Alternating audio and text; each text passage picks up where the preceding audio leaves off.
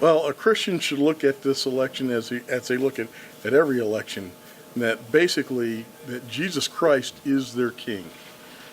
We are citizens of heaven, but we're also citizens of this world. And so the thing that we need to keep in mind is we need to have his values as we vote.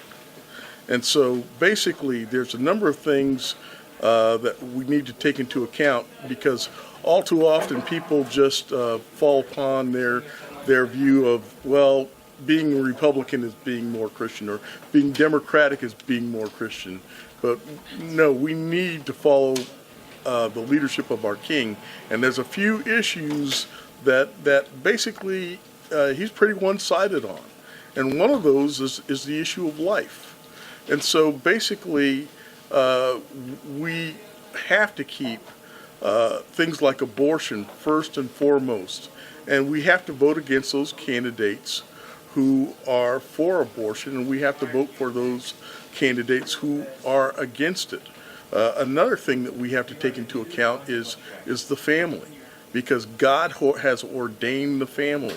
And so one of the things that we need to keep in mind are the kind of policies that are strong for normal heterosexual marriage, that strengthen the authority of the parents, that weaken the authority of the state with regard to children, and also that strengthen marriage rather than make it more easy for divorce. I think another thing that we have to take into account is the issue of property rights.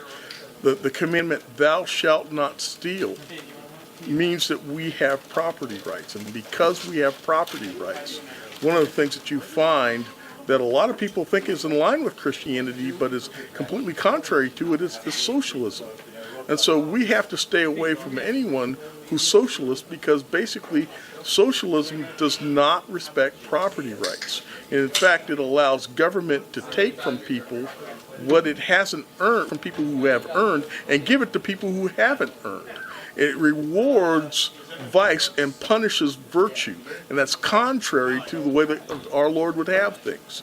And so one more final area of concern, and that is the size of government. Because with government, every study has shown that government up to a certain size can be a productive thing. But past a certain point, past a certain size, government becomes more easily corruptible. Not only that, it becomes grossly more inefficient. And so I think one of the things we have to do is vote for candidates who want to keep government small and efficient.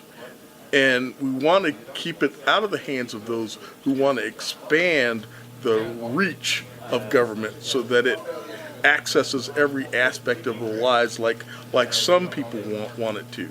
So basically, we want policies that give rights to the individual and minimizes the rights of government. And we want things, a system that increases religious liberty and economic liberty and political liberty, because those three things are essential to a healthy society.